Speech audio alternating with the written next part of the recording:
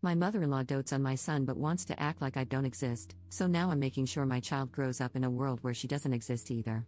Posted by you/shoes full of water.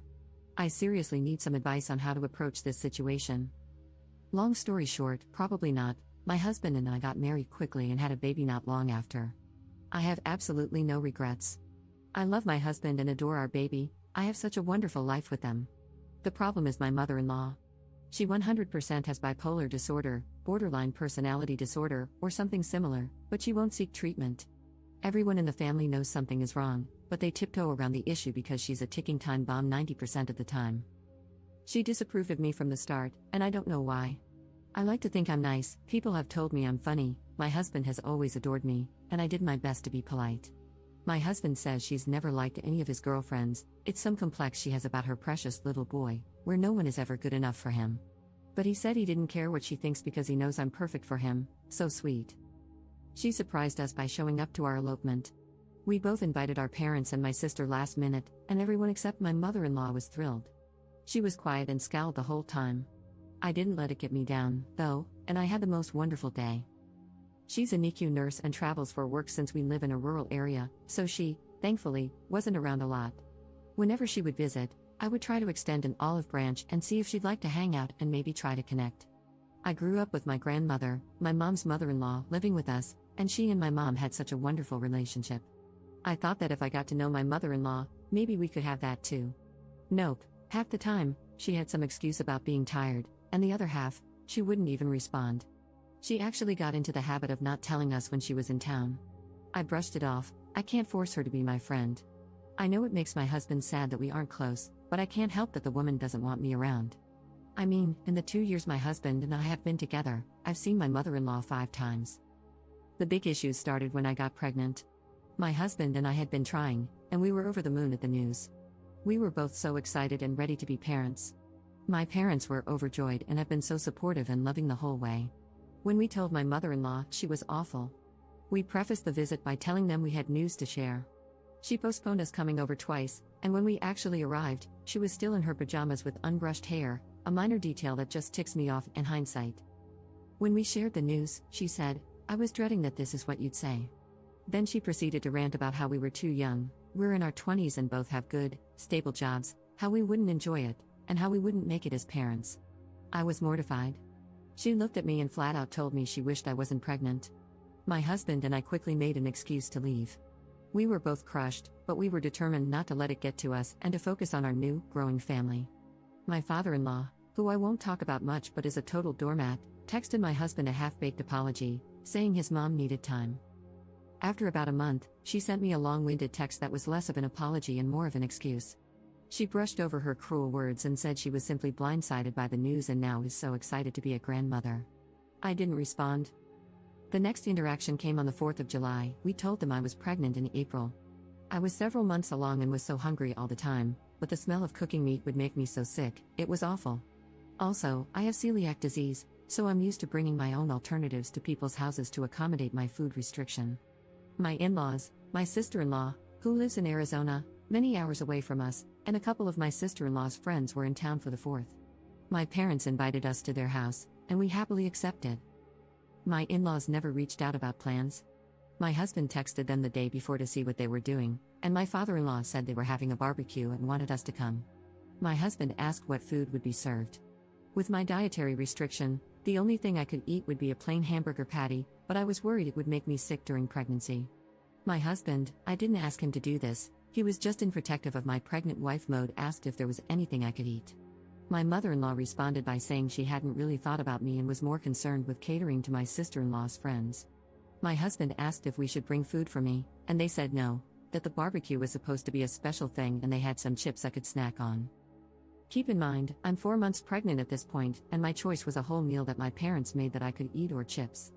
I texted my mother-in-law and politely declined the invitation, telling her that in the future, if she wanted me to attend events centered around food, she should either provide something I could eat or give me some notice so I could bring my own.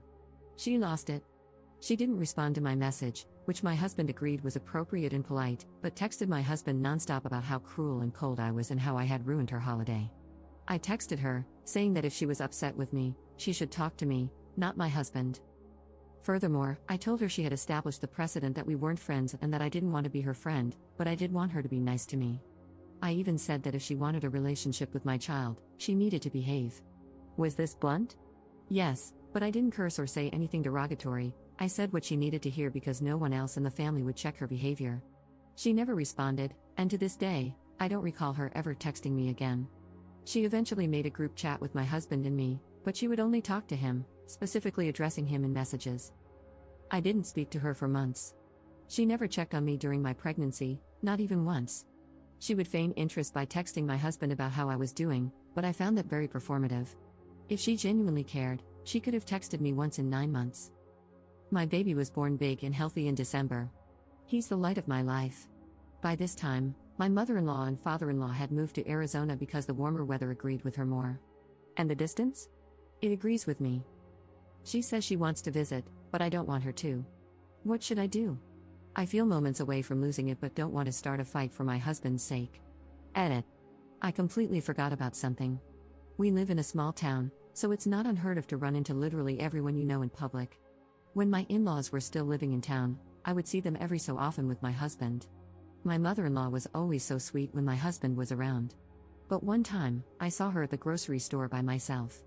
I smiled and waved and started turning my cart to go say hello, and she glared at me and stormed away. I couldn't believe it. My husband and I were already married at this point, and this was after masking restrictions were lifted, so she knew it was me. Update 1 month later. Hello all, I want to thank everyone for their love on my last post. It helped ease my mind a bit to know that I'm not totally crazy and that my mother-in-law's behavior isn't okay. After my post, I thought about everything you all said and talked to my husband. Family is very important to him, and he definitely had some pushback on the idea of our son not being allowed to see his family. We went back and forth about it, and I finally told him I was fed up with him not defending me in the face of obvious disrespect. After a long while, I finally think I got through to him, and he agreed to speak to his parents. I'm on the fence about whether I should be a part of the conversation. Here's my thinking: if I'm not there, my mother-in-law has the opportunity to twist my words and worm her way back into my husband's head. When we first got married, my husband often sided with his parents, saying that I didn't do enough to form a relationship with them and that I just need to forgive my mother-in-law and let it all go. It was awful, and I hope it doesn't start up again because it was hard feeling like my husband wasn't on my side. If I am part of the conversation, I worry I will totally lose it on my mother-in-law and nothing productive will happen. Like I mentioned in my last post, I have never spoken a cross word to this woman, even when she told me she wished my son didn't exist. I have bitten my tongue and played nice for years now, and I am so sick of it. Apparently, she has been putting on the waterworks for my father-in-law, and I worry she will cause a scene to try and get everyone on her side. I just won't stand for that. I know I can be civil, but it would be the ultimate test of my patience. In better news, though, the FaceTime calls have ceased, and my husband is no longer sending pictures and updates of our son to her. He does send them to his sister, the sister-in-law mentioned in the last post, and I don't mind that. She is a total sweetheart, and I really adore her. I don't know if she shows anything to my mother-in-law. I don't even know how much she sees my mother-in-law, honestly. They had a terrible relationship growing up, with my sister-in-law being the scapegoat for my mother-in-law's abuse and my husband being the golden child. She has also said that my mother-in-law and father-in-law fight so often now that they are almost impossible to be around for any length of time, which also doesn't sit well with me. I grew up with a younger sibling who suffered from severe emotional delays, leading to hours of screaming, crying, and violence every day. I'm sure my mother-in-law and father-in-law's fighting isn't so extreme, but it's important to me that my son not be exposed to loud, aggressive behavior when possible. In slightly worse news, my husband is upset again about our son not being allowed to see my mother-in-law until we, or just my husband, talk to her. He started throwing around concerns about grandparents' rights, which he doesn't fully understand.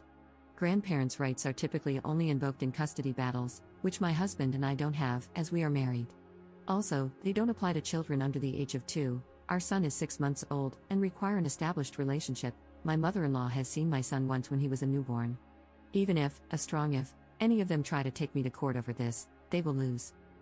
My mother-in-law has a history of abuse, alcoholism, and mistreating me. The relationship with the parents is considered in grandparents' rights cases, aside from the fact that my son is an infant who doesn't know this woman and wouldn't care either way if he didn't see her. For now, at least, the only thing he cares about is milk and chewing on things while he's teething.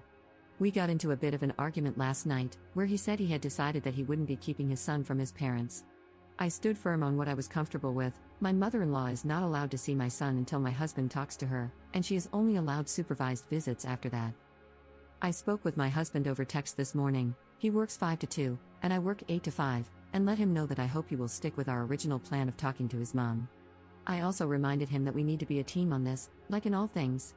I reiterated that we are in this situation because of her and her behavior, not because of anything I did. Another issue is that my husband wants his parents to babysit since my mother-in-law is coming to visit sometime in July, and I'm just not comfortable with it. My mother-in-law has a sordid history of not listening to me. I just don't trust leaving my son with her because I have no way of knowing if she will respect what I ask her to do for him.